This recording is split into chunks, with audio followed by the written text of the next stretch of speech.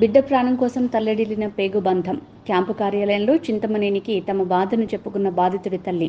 బాధితుల దీనస్థితిని చూసి చెల్లించిపోయిన దెందులూరు ఎమ్మెల్యే చింతమనేని ప్రభాకర్ జిల్లా వైద్య అధికారులు, ఆసుపత్రి సీఈఓలతో ఫోన్లో మాట్లాడి తక్షణమే మెరుగైన వైద్యులు అందేలా చర్యలు చేపట్టాలని సూచించిన దెందులూరు ఎమ్మెల్యే చింతమనేని ప్రభాకర్ ముఖ్యమంత్రి నారా చంద్రబాబు నాయుడు గారి సహకారంతో గోపి కుటుంబానికి అండగా ఉంటామని భరోసా ఇచ్చిన చింతమనేని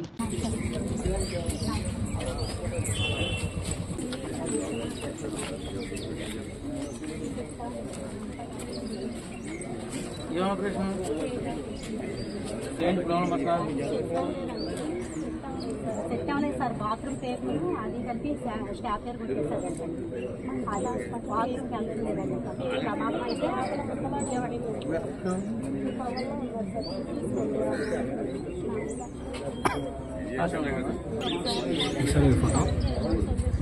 డాక్టర్ కలుపు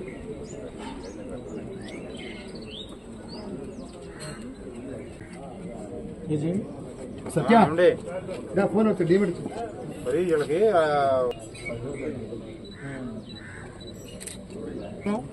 ఆహారం పేగలో ముసిపోయింది. అది సర్జరీ చేస్తే బాగానే ఉంటుందని చెప్పారండి. ఏమండి ఒకసారి లైన్ లో ఉండి ఎమ్మెల్యే గారు మాట్లాడతారు.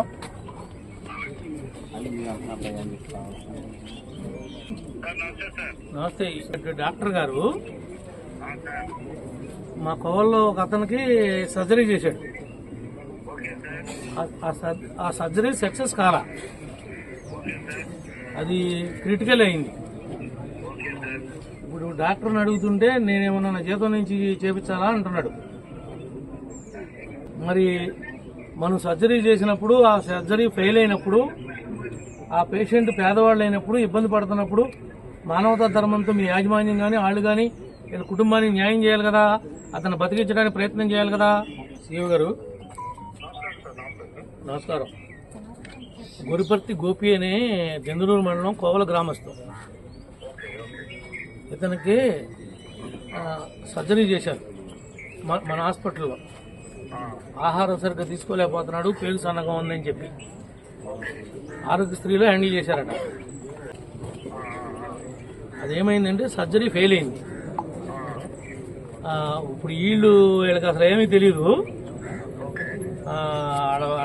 ఆడ మదర్ కాళ్ళకి ఈ పేకి ఆ పేకి కలిపి క్లిప్ వేసేసాడంటే అండి ఇబ్బంది అయిపోయింది, ఇట్లా ప్రమాదం అయిపోయింది. మళ్ళీ వెళ్ళాము, నా జీతం నుంచి నేనేమైనా ఇవ్వాలా, నేనేం చేయను అని ఆయన మాట్లాడుతున్నాడని నా దగ్గరికి వచ్చారు. వీళ్ళు మళ్ళీ ఇది కాకోకుండా మణిపాల్కి వెళ్ళారు. వీళ్ళు మణిపాల్కి వెళ్తే 4 లక్షల దాకా ఖర్చు పెట్టారు. ఇప్పుడు ఇంకా రికవరీ పూర్తిగా రాలా.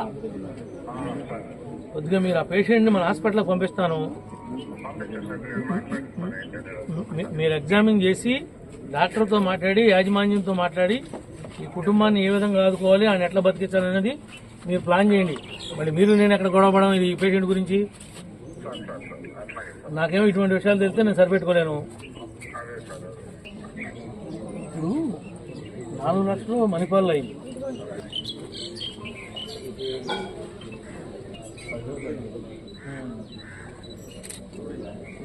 సగం డబ్బులను తెస్తాను అనుకో, నేను అవకాశం ఉందనుకుంటున్నా. దానికన్నా ముందు ఇప్పుడు మళ్ళీ సర్జరీ పడుతుందా?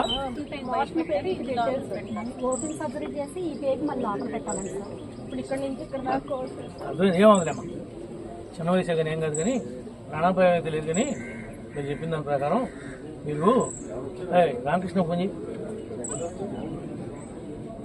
యూత్ రామకృష్ణ ఫోన్ చేసి నేను వెంట పెట్టుకుని సీఈఓని కలవను. ఇప్పుడు అతని నుంచి పంపిస్తాను. మీరు ఊళ్ళోకి వెళ్ళి రామకృష్ణను తీసుకుని మీరు వెళ్ళి వాళ్ళతో మాట్లాడండి, ఏదో ఒకటి వాళ్ళు చేస్తారు. మిగిలిన ఏమైనా ఉంటే చంద్రబాబు గారి నాయుడికి నేను ఎంతో కొంత డబ్బులు మీరు పెట్టిన ఖర్చు చూపిస్తాను. ఏమైందమ్మా అసలు? ఆహారం పేరు ముడిసిపోయిందని ఆశ్రమ హాస్పిటల్లో ఆపరేషన్ చేపిస్తే అది సెట్ అవ్వలేదండి. సెట్ అవ్వకపోతే 15 రోజుల దాకా అక్కడే ఉన్నామండి. ఇంకా పేగులు కదలకి రాలా వస్తుందని మెడిసిన్ ఎక్కువ పంపిస్తారండి. అక్కడ మేము ఉండమండి, మేము వెళ్ళిపోతామని చెప్తే బయటికి పంపించేశారండి. మణిపాల్ హాస్పిటల్ తీసుకెళ్ళిపోమన్నారండి. అక్కడి నుంచి మణిపాల్ హాస్పిటల్ వెళ్ళిపోయేవాడి. మణిపాల్ హాస్పిటల్ వెళ్ళిపోతే అక్కడ ఒక 18 రోజులు అక్కడే ఉన్నామండి. ఆపరేషన్ చేశారు మళ్ళీ అమ్మటే. చేస్తే పేగులన్నీ లోపల ముద్దలాగా అయిపోయినాయి, మెడిసిన్ ఎక్కువ పంపించేశారు. అందుకని ఇలా ఉన్నది. చేస్తాగి నా పరంగా అయితే చేశాను, మరి పిల్లోడికి ఎలా ఉంటుందో తెలియదు అని చెప్పారండి. సర్జరీ చేశాక కూడా మోషన్ పేగి బయటికి పెట్టారండి. బయటికి పెట్టాక మళ్ళీ 3 నెలలు పోయాక మళ్ళీ కొంచెం కోలుకున్నాక మళ్ళీ చేస్తామన్నారండి. శ్రీనివాస్ గారి దగ్గరికి వెళ్ళి అడుగుతుంటే ఆయనేమో సీరియస్ గా నా శాలరీలో కట్ చేయమా, నా శాలరీలో తీసేమ్మా, డబ్బులు చేసి పెట్టుకుంటారా, పెట్టుకోండి అని అడుగుతున్నాడండి. ఏం చేయాలో తెలియక అప్పుడు ఇక్కడికి వచ్చేవాడు. ఎమ్మెల్యే గారు ఏమన్నారమ్మా సార్?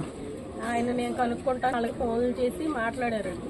ఎవరి దగ్గరికి వెళ్ళినా ఎవరూ పట్టించుకోలేదండి. సార్ చూసి అన్ని నేను చేస్తాను, నా పరంగా నాకు అయ్యింది మటుకు నేను చేస్తాను అని చెప్పారండి చింతమనేని గారు.